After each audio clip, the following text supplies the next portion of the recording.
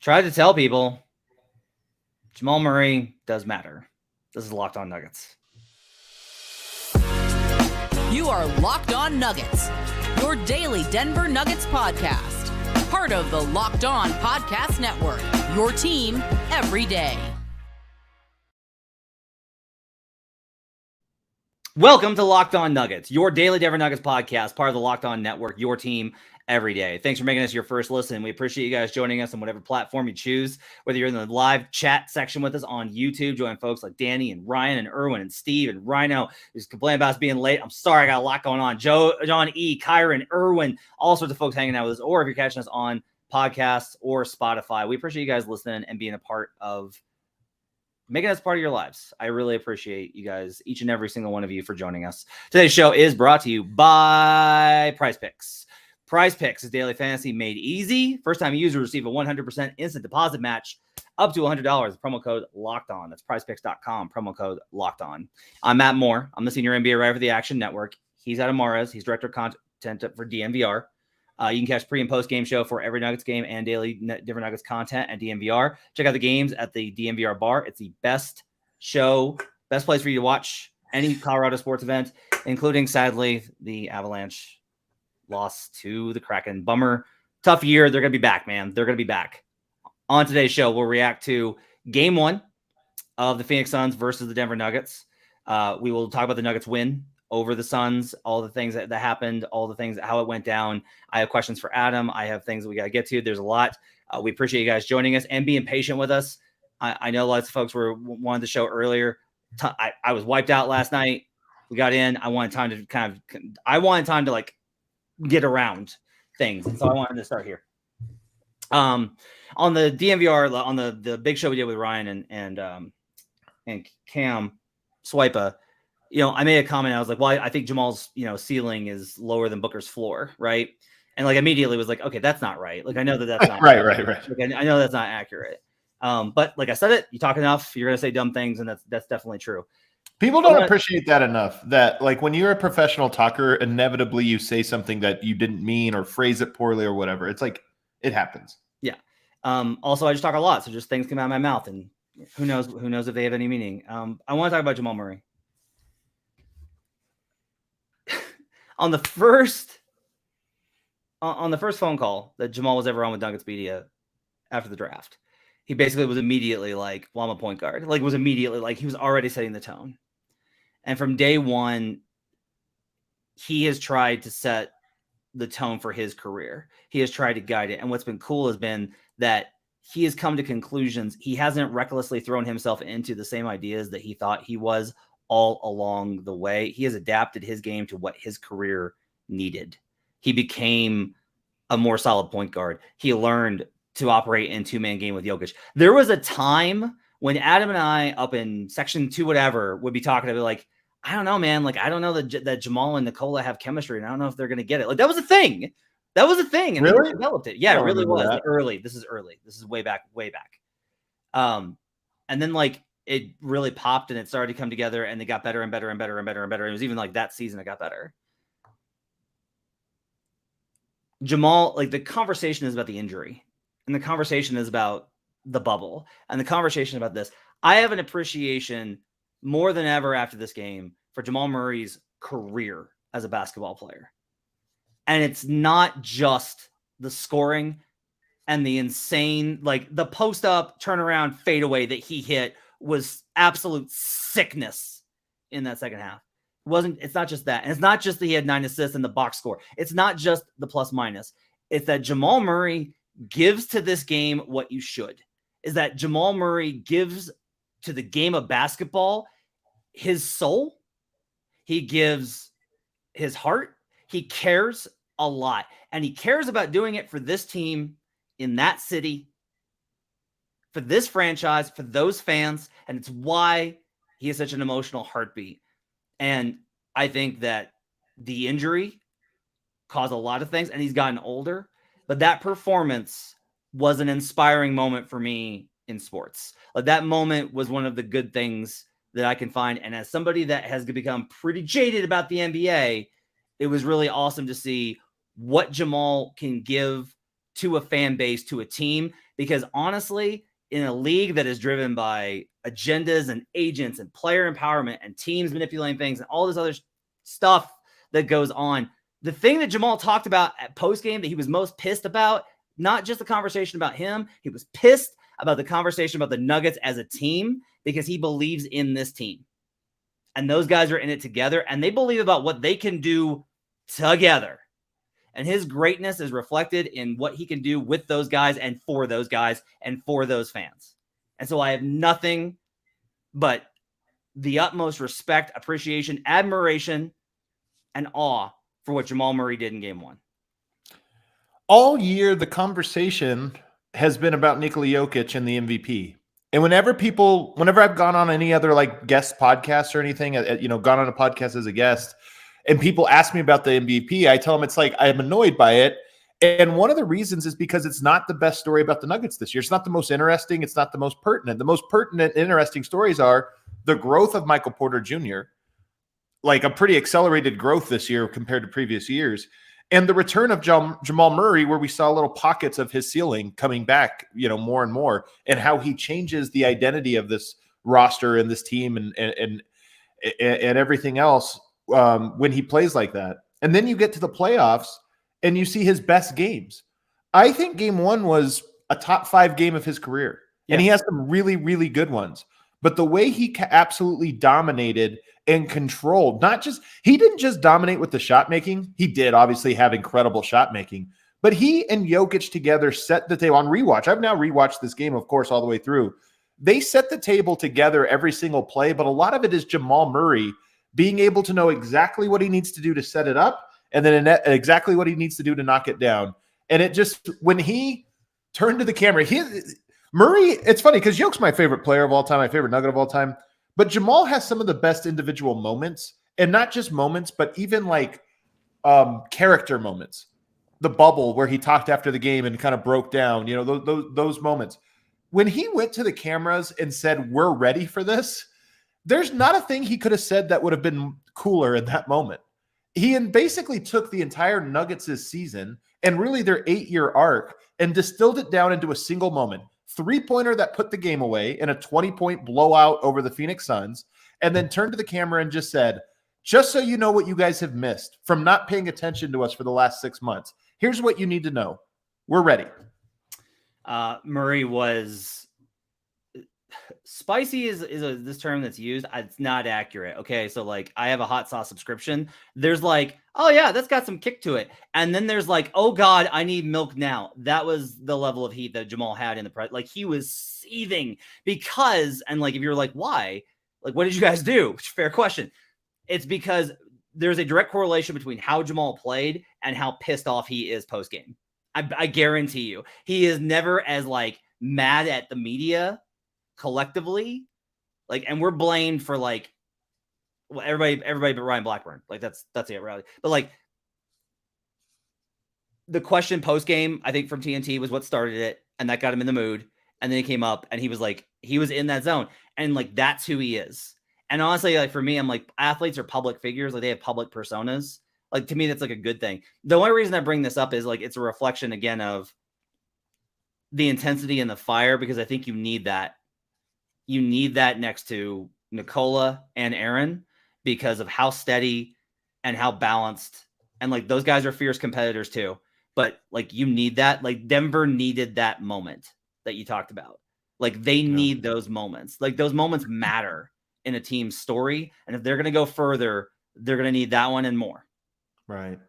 And that's what's so cool about Murray. And look, I don't love that he is, a sub all-star performer in the regular season. If he continues this string of play, I think the standard for what it will take for him to be an all-star will lower a lot, rightfully so. But nonetheless, I don't always love that. But what I will say is the way he steps up into the playoffs, teams in the playoffs always look at what does a team do best. And in this case, it's almost always Jokic. And they think, how do we make it hard on you? Well, the great thing about Jokic is he can always obviously mold his game, read the court and say, oh, they're going to do this. Then the answer is this. But you have to have a counterpunch to your punch. And games like that, Jamal Murray able to find Chris Paul, Landry Shamet, Damian Lee, wherever they are on the court, and then torture them that is the counter punch. That's like, well, we can't let Yoke roll. We can't do this. We got to overload, and we got to trust that whoever's out there on an island with Murray can hold their own. Those three guys could not hold their own. Okogie and Torrey Craig couldn't hold their own either, but they could at least disrupt. But when he got those guys, and he was so crafty in how he got those guys guarding him, they had no chance. And it wasn't just that they had no chance, Matt. The shots weren't hitting the rim. No. The moves weren't complex. The moves were, I've got him. Jab step, side step. I mean, it was just like, I know exactly what I'm going to do. I'm just going to toy with you and make it clear that this is easy for me. And it was a masterful performance from him. On the other side, I want to take a break. On the other side, we'll get to some of the basketball stuff of this, including there's actually a player that Jamal reminded me a lot of in game one. We'll talk about that. I asked questions for Adam about Nikola, the good and the bad. And we'll get into some more of the matchup advantages that led to Denver's blowout game one victory over the Phoenix Suns. We'll do that on the other side. But first, I need to tell you about PrizePicks. PrizePicks is daily fantasy made easy, and now they've got a $1 million daily Superflex promotion going on for the NBA playoffs through the finals. Every day of the NBA playoffs through the finals, one PrizePicks user will win a chance of becoming a millionaire. One entry placed after 8 a.m. Eastern will be randomly selected each day. Whoever placed that entry will be given a 6-pick flex with the following payouts. 6 picks correct equals $1 million. 5 correct equals $80,000. 4 correct equals $16,000. Full details can be found at prizepicks.com/million. You must opt in at this link to be eligible for the $1 million entry. And once you opt in, all you have to do is play the game like normal, and you could be the lucky winner. PrizePicks is so easy to play. You just pick 2 to 5 players. And if they will score more or less than their projection, you can win up to 25 times your money. They've got all your sports covered. Entries can be made in 60 seconds or less. It's just that easy. And they offer safe and fast withdrawals. They're currently operational in over 30 states and Canada. Download the PrizePicks app or go to prizepicks.com to sign up and play daily fantasy sports and get in on the $1 million daily Superflex promotion. You can start with using promo code LOCKEDON and get a 100% instant deposit match. That's promo code LOCKEDON at sign up for an instant deposit match up to $100. PrizePicks is daily fantasy made easy. We'll be right back on Locked On Nuggets.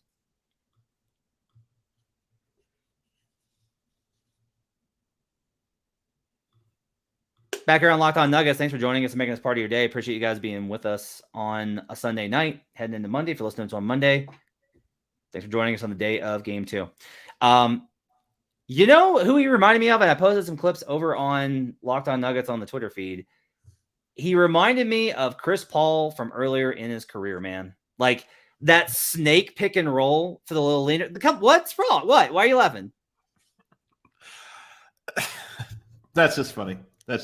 Chris Paul's a great point guard. Like he sure is. He might be considered a jackass by most people in Denver, but especially like early in his career, that snake pick and roll, that when he drug Ayton out in that side pick and roll right and got him extended onto that switch, that's what Chris did to Jokic 2 seasons ago.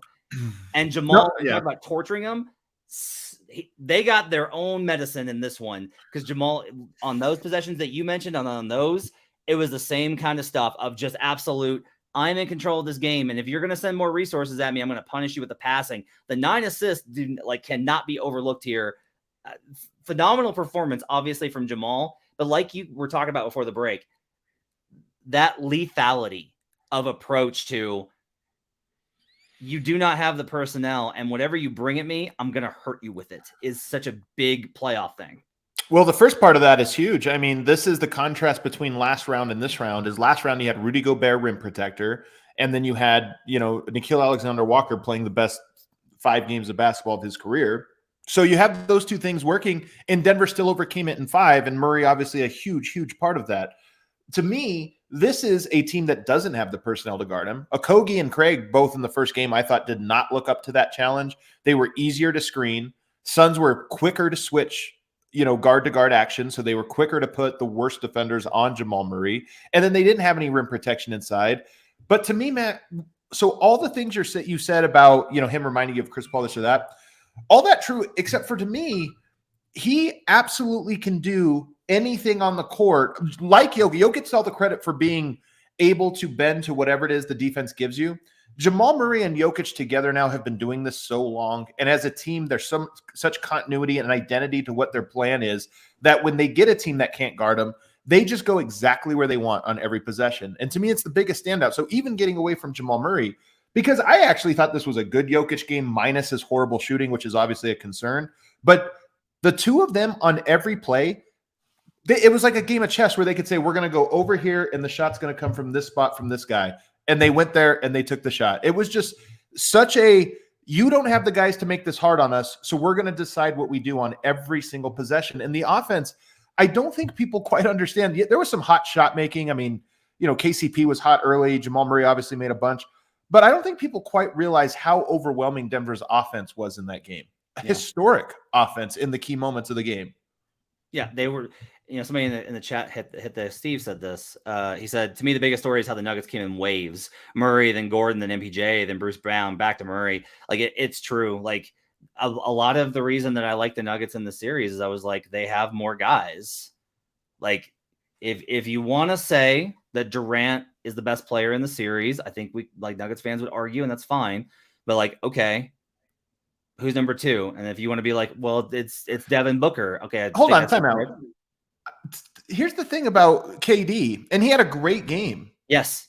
The impact was so light. Yes. Remember, like I said that on our preview thing, like he does not impact the game the same way. Go ahead. And a lot of this is because, they're good scorers, like him and Booker both, but they keep trying to get into these ways that just does not move any pieces around. It doesn't do anything. Whereas Denver, we'll call them checkmate possessions, where you put pressure somewhere where it's like you're either going to give up a dunk or you're going to give up a wide open corner three. That would be a checkmate, right? Pick your poison. Which way do you want to die? And then we're getting the exact shot we want. I thought 70% of the possessions in that game were checkmate possessions, where Denver put them in a position where it was like, are you going to give us the layup or are you going to compromise yourself to give us the three or what have you? And that's the difference is KD made a lot of tough shots. He's almost impossible to guard one-on-one. But Denver really decided exactly how they were going to go about it. And it wasn't just the spectacular shot making. And then we get into the math part of it. I mean, I don't want to call it the math part. We just get into the what's sustainable. And again, Kevin Durant had an A game, I would say, maybe A minus if you want to like grade it. Devin Booker had probably a B game. Like, it wasn't bad. I think it was an average playoff game for him, if not a little bit better. Ayton went 7 of 11. Like, things happened that were positive for them. But one, they don't have any depth. That's extremely clear. Suns fans being up mad at Landry Shamet, I think, is kind of funny. But the truth is, all of the guys outside of their big four are so compromised in some way, in ways that Denver was able to take advantage of easily in their sleep. But two, the offensive rebounding just to me looks like a thing that will be consistent every night. They're going to offensive rebound in this series. The turnovers, the Suns didn't really make it hard. I don't think this was a game where Denver was especially taking care of the ball. It's just not that hard not to turn it over against the Suns. So I think all of those margins that matter so much. When I watched the game and when I rewatched the game and when I broke it all down, I just walked away going, Denver's stuff I think is sustainable, more or less. And I really don't think there's a whole lot of options for Phoenix on the other side. I want to ask you about Nikola because I didn't get a chance. Like, I went over a lot today, but I didn't get a chance to really dive into his. I saw some stuff. Why, like, we'll talk about, I want to separate out the shooting because I want to ask you separately about that. But as far as impact stuff and the things that he did in this game, what did you think that he did really well on rewatch? So if Murray and Jokic dictated how this game went, every single possession, like I said, they just said, we want to go here. Here's an example of how dominant I think Denver was. I think they ran the 4-5 pick and roll. Usually in basketball, this is called elbow get, where Gordon sets the screen, you run Jokic going to the right, and then they throw it over the top. They ran it 3 times, got wide open shots every time, and missed them all. Like, they didn't get any of those. And it didn't matter because then they would go to another set, they'd run it 3 times, get 3 different looks, get exactly what they want. Then they'd go to pick and roll, get exactly what they want. And I just thought Jokic reading the different reads, like, oh, they're doing this. Okay, I'm going to play it this way. Telling guys, here's what's going to happen. He was so in control of every single possession, along with Murray. I don't want to take any credit away from Murray. Murray, I thought, was his equal tonight in terms of, oh, they're going to do this, we're going to do that, and score on it. But Jokic, I thought, was so in command of the control of the flow of this game that every single possession went the exact way he wanted, minus the fact that he couldn't make a shot. Defensively, Nikola was really good. Yep. That play at the level was really good, and it was effective. The backside rotations were great. They really locked in. I asked Wynn in the post game. We're in the locker room, and I asked him, look, guys are wrapped all the time, and it's preventative. Jokic's wrap on his wrist post games now is it's pretty big. I will tell you that on a 10-point scale, I'm up to like a level 4 on Nikola with the wrist, because I am like, he can impact the game in all sorts of ways, right? But like, if he is missing as much stuff at the rim as he has been, and this is like, we had the Wolves game and then this one, like, I have a little bit of concern. It just takes away, again, margin of error here. You don't seem like you're concerned about it. Tell me what you think about the shooting from Nikola. I mean, well, first of all, you have to be a little concerned about it because it's such an outlier, in his career. I think he's only shot below 50% in 4 series. Last one, this one, and then only 2 prior against Phoenix 2 years ago, and then his first ever one against the Spurs. That's the only time he's ever shot below 50% from the field. Now, so yeah, I do think you have to be a little concerned about it. Although I will say that he wasn't shooting below 50% until Game 5. So to me, it's a 2-game sample size of him shooting so poorly. If it happens in the 3rd game, I'll be concerned, especially the type of misses that he had. I want to wait until then. And one of the things I'm curious about, he clearly is in pain. How much does the bandage help the pain? And how much does it limit his movement? Because it might be a thing where he's going, it's not helping the pain a lot and it's making me miss shots. I'm just going to have to play through the pain. I would not be surprised if we arrive at that spot and then he's back to making shots or what have you. Or it might be a thing where he just has to adjust to it and they'll adjust and get going. So I'm not too concerned about it, even though it's clear that we've never seen him have 2 games where he misses the type of shots. It's not just that he shot poorly. It's that the type of shots he got were the best types of shots in his arsenal. I thought Bruce Brown had a rough first half and then was absolutely phenomenal in the second half. I thought he was absolutely terrific. Obviously, like, the huge kind of like dynamic plays were big. They can't put – the thing is, here's the other part of this, Matt. When they have their 4 stars and then one, Craig, Okogie, whoever else it is, they're a pretty good team and they're hard to guard. Whenever they take any of those 4 guys off and play with just 2 or 3 of them, they're putting multiple guys on the court that Denver is ignoring in some capacity. And when you were talking about Jokic's defense being great, I think it's easier for him to be great with the aggressive scheme that they were playing out on the perimeter with him. And not just with him, with others as well. When you know that you have a guy in help side who's basically ignoring his man and just helping. And that was what Denver was getting away with. And that's where I think Phoenix is going to try to make some adjustments. But Landry Shamet got absolutely cooked. Whenever he was on the court, Jamal Murray found him every time. I think his defensive rating was minus 300 or whatever it was, because he was giving up so many points every single time down the court. Damian Lee went in. When you mentioned Bruce Brown, they tried to put Damian Lee. They were down 10 points. They needed 3-pointers. They needed to come back. Bruce Brown went right at him. He took him from the perimeter to a layup in isolation. That's the most you can dominate a player one-on-one. And he did it 2 times in a row. And then who's the other guy they tried to Jock Landale. I mean, to tell you what would be the equivalent of Denver going to Damian Lee, Jock Landale in game 1? Is that Reggie Jackson and Vlatko Cancar? I would say it's Vlatko.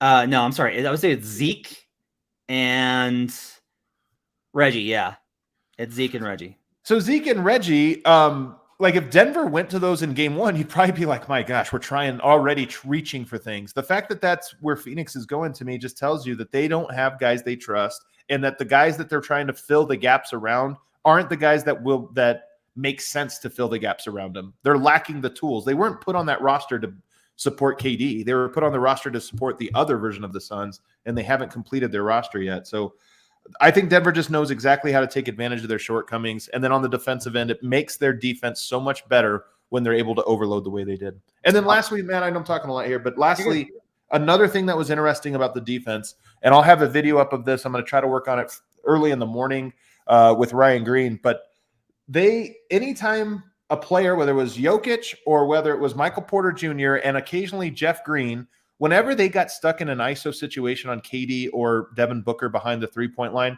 they would send a double team. They would wait, they would time it, then they would send the hard double team and dare them to swing the ball around the perimeter, knowing that there are guys on the court that they don't want to swing the ball to. And it worked very, very well. We'll see how Phoenix counters. But at the end of the day, you either have guys you trust or guys you don't. And I just think they have a lot of guys they don't trust. We'll talk about some of the guys that the Suns fans think are going to be the answers on the other side. We'll also talk about some of the adjustments we expect. I have some thoughts on how important Game 2 is from a Denver perspective beyond the obvious. We'll do that on the other side when we return on Locked On Nuggets. Back here on Locked On Nuggets. Thanks for joining us, making us part of your day. Appreciate you guys being with us. Adam, why do they think campaign is the answer? Like, who thinks that? All of PHNX and most of the other Suns. Locked On Suns, I think, isn't that like all of the Suns fans are like, you got to bench Shamet, you got to play campaign. Do they think that they're going to get more stops with Cam? I think this is a big part of it is you always feel about your offense. You're always worried about that. I think there's this sense of Denver just made shots. I saw a Warriors fan, like some Suns fans say something like Denver was absurdly hot. They'll never shoot like that again. And then some Wolves fans like, I remember saying that 5 times like last week or something like that. The thing is, when you go back and watch Murray's great shot making, some of it was legitimately great shot making, a tiny amount of it. A lot of it was, I know what I'm trying to do. NBA play. This is why Chris Paul shot 70% from mid-range 2 years ago when they played each other. It's not because he ran hot. It's because he knew Jokic wasn't going to step up, and he knew exactly when, where, and how the shots were going to come. And these are NBA players. They shoot 70% from 3 in practice, 70 plus percent. Murray was calling out Landry Shamet and going, we're going to dance. I'm going to get to the elbow, rise up and hit a shot. And it looks spectacular, but it's not, because I know he can't stay with me and I know he can't block it. And that's why I just feel so confident about it. So campaign, Ross, I don't know who else, Wainwright, whoever else it is. I'm sorry, you're not getting better on defense. No. If you think those guys are going to elevate you to the historic, Denver had a 145 offensive rating at half last game. And they actually sustained it until the garbage time. Yep. They were dominant on offensively. So that's why, to me, I'm not saying the series is over by any means. I'm just saying that they are so severely compromised that they're going to have to get really creative to put pressure on Denver. Let's go to who else we expect in there, and then I'll get some rotation stuff or defensive scheme stuff. I expect more Damian Lee. And I didn't catch that possession. You talked about Bruce Brown. I'll go back and watch that. 2 in a row. To watch it. I'm expecting a lot more Damian Lee. He shot the lights out this season. I honestly don't know why he's out of the rotation. To me, it's pretty dumb. I think it's because he's one of the worst defenders in the NBA. But they might have to be like, we put our better defender out and it didn't make any difference. So we might as well just try to go offense here. Yeah, I mean, look, there has to be like a recognition of that you can't look at the stat sheet and not be like, man, we got to take more threes, right? Like the problem for them is their instincts are so hardwired for how they play. Right. Like Booker had this honestly in the second half, like late, like early fourth before he got pulled, he started attacking the rim more. And I was like, that's notable because once Ant figured out like, oh, I can attack the rim and there's nobody there. Like there's nothing there to protect. That ramped up him. And so like, I'm wondering if like, that's a Booker adjustment. I will also say like, and we'll cover that in a minute, but like, again, those are twos, more Damian Lee is probably like where they're going to get to. But if this, like, you're right in that, if the Suns' entire answer here is, well, we're going to have to compromise defense to get more offense on the floor, you can do that, and Denver still has more. Like, you talked about the shooting variance. This is one of the reasons that I'm pretty confident about them in Game 2. Well, Game 3, Game 4, like, things start to change. Game 2, it's like, oh, the Nuggets shot really well. Okay, well, even if they shot just a little bit, like, if they shot just normal, this was a 25-point lead. How much does that get you? 10? You're still down by 10? And I'm telling you, Matt, when I go into the tape, I just see Denver, as most teams do in a game 1, run a lot of plays. A lot of this is just collecting data, and they all worked. Like all of them got the thing that you wanted to get out of those plays. So that's why I just have this sense of it's not like they need to change one thing. Denver had a lot of answers for a lot of different questions in that game, and they're going to have to come up with 5, 6, 7, 8 adjustments, in my opinion, between games 1 and 2. Now, I will say, one of the cool parts about that game, I don't think Phoenix was prepared for how personally Denver takes that matchup. And Denver's been lying to us all week saying it's just, it has nothing to do with it. You can't watch that game and not think that the Nuggets hadn't been sitting on the series waiting for it. And I think that the Suns were a little bit of I think they always played this. This goes back the last 2 years. I think the Suns have always had a little bit of a cockiness to them. Like, these little guys. We know we can beat them, and that's good. It's not a bad thing. That's a good thing to have. That level of confidence. But number two, I don't think they quite realized that this was like, no, Denver wants to make a statement. Yeah, they don't just want to come out here. They're not hoping to make this go 7 and hope we can just battle and see what happens. They're like, no, they want to make a point of you, and I just don't think Phoenix was ready for that, and I think they will be ready for that more in Game 2.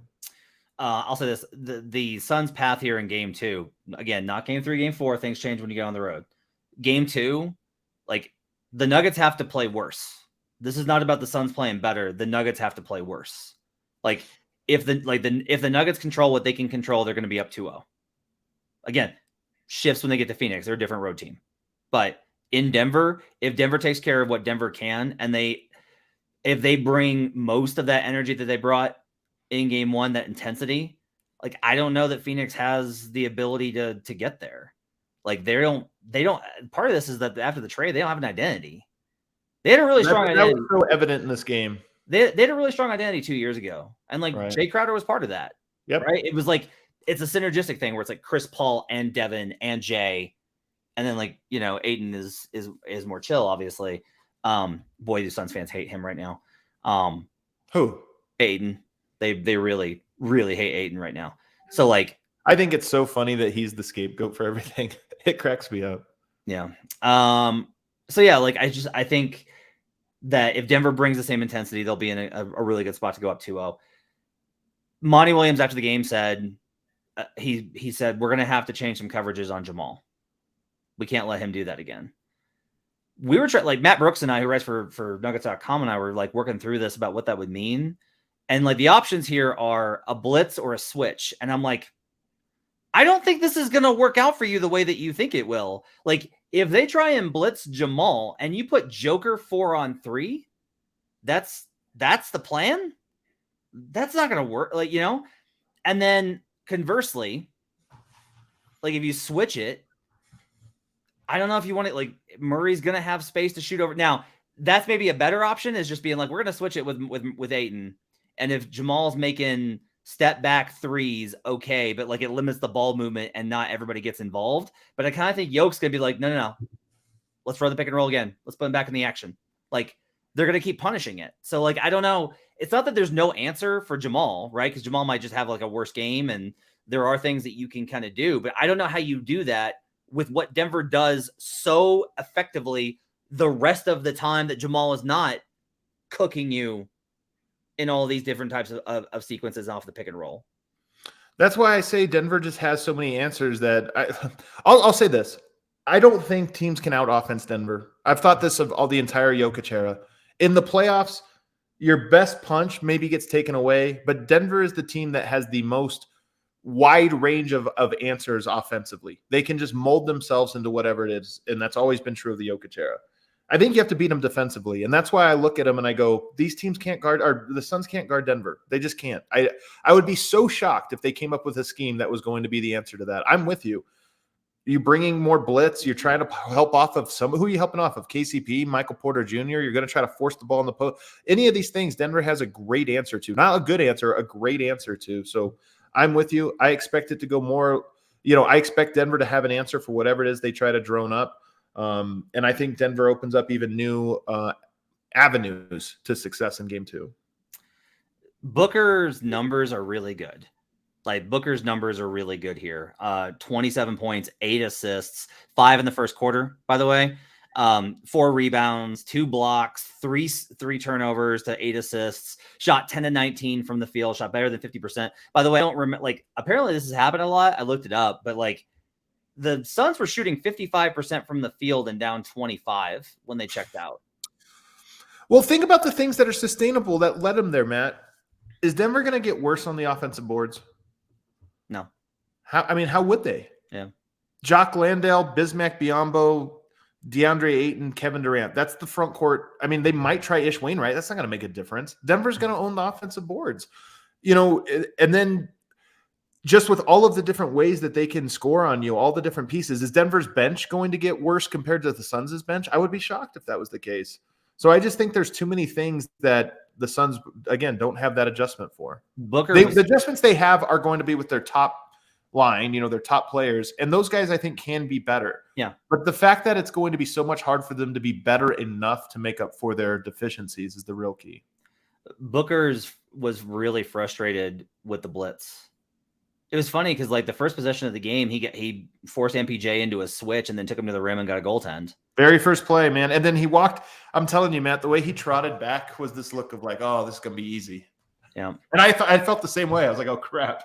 Yeah, me too. Number one. Yeah. And then that he was so frustrated with the blitzes.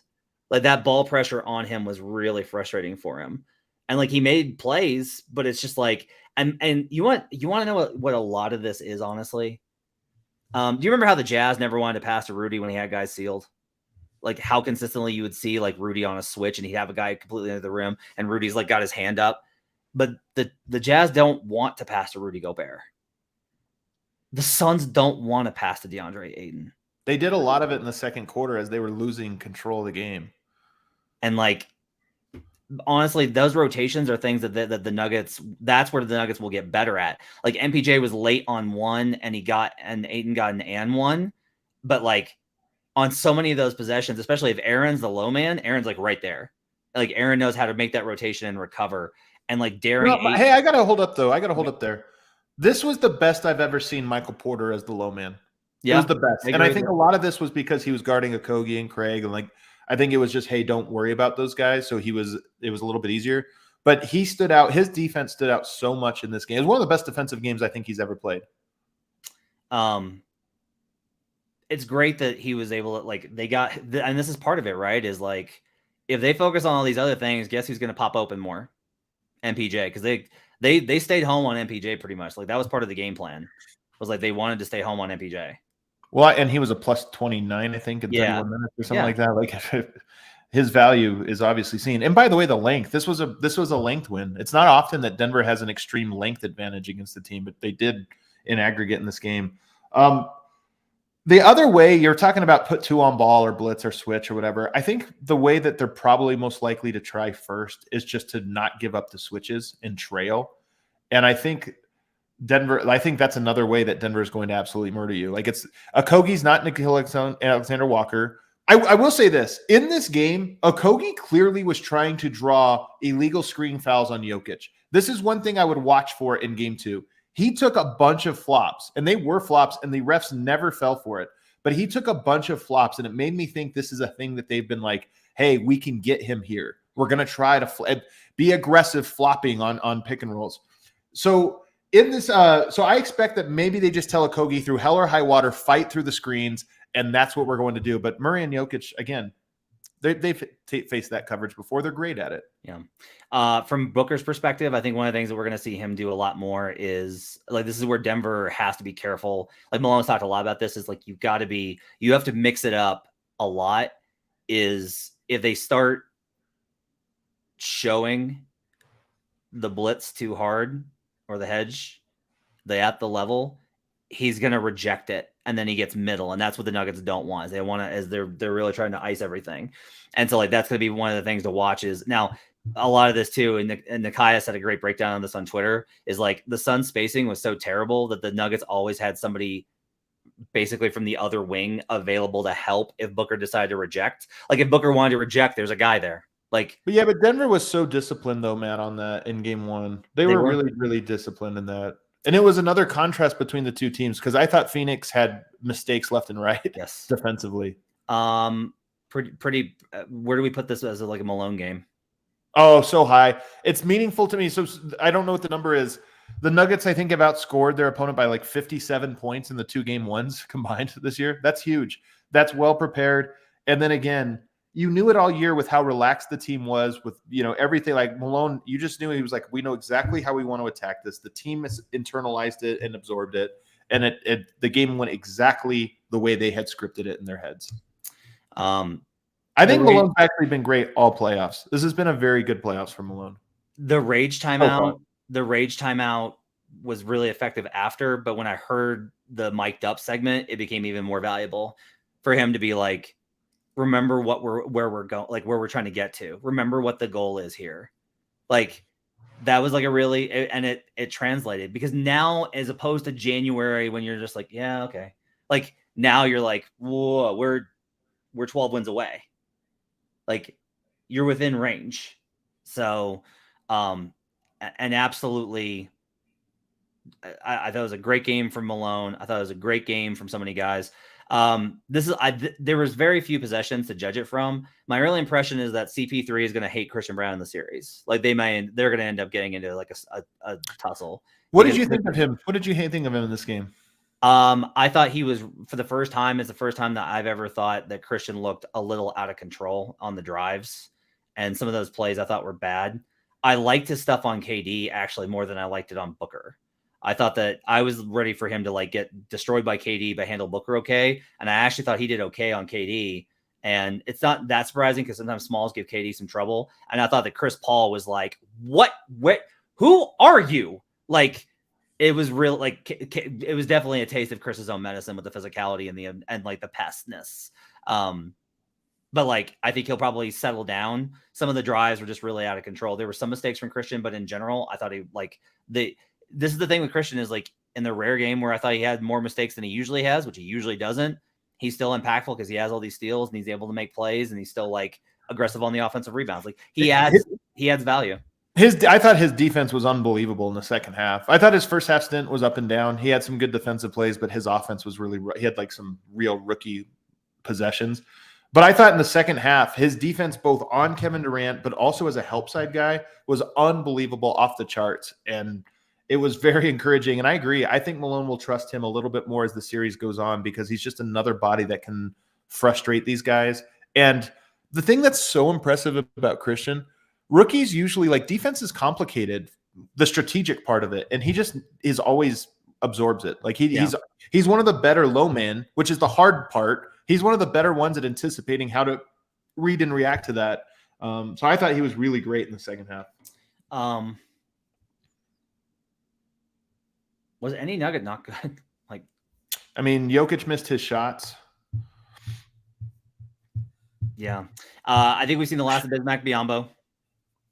I think he's out. I think Jock Landale, like, I would not be surprised if it's like Jock Landale like has some good minutes in game 2 before like Jokic is going to have to figure him out the way that he has to figure out anybody new, right? And so like he's just not on the scouting report, I don't think. And Joker doesn't have like as much experience against him. Yeah, but he's so small, Matt. He's so little. Yeah, he is. Like they are tiny. I don't know if the question here is like, is game 2 when they start going to KD at 5? Like, are they that panicked to go to him in that one? Because here's the problem though, Matt. Build me a 5-man lineup that's going to be effective at. Because usually when you go a 5, you have 5 people that can hurt you on offense. Chris, Damian Lee, Book, Torrey, KD. I still okay. For one, that's so tiny. That's not just like a little. Aaron Gordon's feasting in that lineup. Michael Porter's feasting in that lineup, and then Torrey Craig, Chris Paul. All right, we'll see. Can I take a little victory lap by saying I think the Nuggets are going to blitz Devin Booker and then they should play drop versus Chris Paul? Oh, they did do it. Yep, they were very. It worked, and daring Chris to be the one that beats them. Like the one thing I'll say is all of the things that worked for Denver defensively, including the drop versus Chris, only works when you're up. If you're in the last 5 minutes of a game, that doesn't work because those 2 pointers become super valuable. That's accurate. But if Denver can build leads at the end, man, I think the Suns. You made the point earlier, but the Suns late in the game in the fourth quarter, you could tell they were so shook because they were down so much, and it's like we need points, and they kept going to the mid range. Like, no, we're not supposed to be here. We got to make up more points than this. And it really threw them off. Like they didn't. This is the thing. I don't know if they're going to be able to get up threes. Let me see. How many did they get up this game? It wasn't many. You have to 23. Yeah. No. Here's the thing. So many of that was in the last like 5 minutes when in garbage time. Right.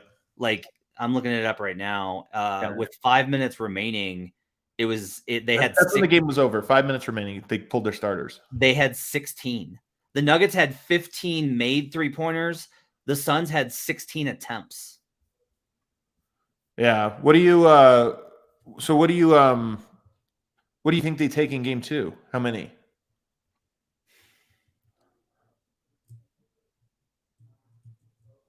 $25, $28. I mean, that's a meaningful bump. Like 28. I'll say 28. Like I think they'll take more. Part of this though, like this is a big deal. Honestly, this is a big deal with Kevin Durant teams. As much as like I love KD and have loved him since I saw him in college. He doesn't change. He's just always the same guy. Like KD doesn't pick on your weakness. That's not how he approaches it, because he's like, I play to my strengths. And his strength is like his feel for the game. And so like maybe Monty comes in and is like, well, guys, we're gonna have to bomb threes. But if you do that, it's gonna rattle the team, because they'll be like, this is not our identity. Let's just be who we are. Well, you have to come up with a plan for where they're coming from, right? It's just hey, we need to look for more. So I think they're going to try to set screens a little bit higher. I'll say this. I thought Kevin Durant was very bad in the pick and roll in this game. I don't think he read the court well. Jokic got a lot of his kicked balls and tipped balls and even steals when he was the one doing the pick and roll, and that shouldn't be the case. He should actually be their best pick and roll just because of the height. But I thought he was really bad making pick and roll decisions. But also, when you talk about changing, I think the biggest change is, and this is hard to do when you're playing 40-plus minutes a night, I think they need to set the screens higher, and as soon as they turn the corner, they need to be playing at 100 miles per hour. I just think that's the way you're going to be able to do it, and I don't know if they're capable of doing that. So it's safe to say you feel more confident after game 1. Oh, a lot more confident. I mean, you have to feel a lot more confident. I do recognize that it's just one game, and teams make adjustments, but to me, it's more about, especially when you go back and watch it, it's not that they have to sometimes you win game 1 because a team wasn't ready for one thing, and then they have to adjust. Denver had a million things that worked for them in that game. And if I'm the Suns staff, I'm looking at that going, we got to fix this. It's not one adjustment. It's adjustments all over the court. You can't be like, well, you just got to make more shots. You did. Like, that's what's crazy is like you did. Now they turn the ball over a lot, which is a real credit to Denver's defense. That's probably that's how they get this closer, is like, don't turn the ball over as much. What's crazy, I will say this, is the number of possessions was like a big deal. The number of shots, right? Like everyone kind of made a big deal out of it. Second chance points, Denver only had 14 on 18 offensive rebound attempts to 12 for Phoenix. It really wasn't there. It was the threes and then 18-7 points off turnovers. Like that's where they won it. It wasn't like in game 1, offensive rebounds didn't hurt them because there were so many, but that were just like Joker miss, grab. And like usually on those, he gets like the fourth one to fall, and he just didn't in that game. So you're right though about they dominated the offensive glass, but didn't convert them. And I just think when you go back and look at how they didn't convert them, I'm like, Denver ran so cold in that one area, but I think they're going to convert those a lot better in game 2. Aaron Gordon had 25 and 6 in this game and went 3 of 4 from 3-point range and didn't get a mention from us. So I want to shout out Aaron for he's dominant, but he's another one that I think is going to be dominant in this series. I just don't know who they put on him that's strong enough to bother him in that spot. Here's one thing Denver didn't get in game 1: drop-offs to Aaron Gordon in the dunker. Yep. They didn't get that. Yep. So we'll see how game 2 goes. Maybe we'll come back here on Tuesday morning and be like, well, all that changed, but we're feeling I'm relative. Like, I'll just say, like, I have -4.5 for Nuggets. Like, I think they win game 2.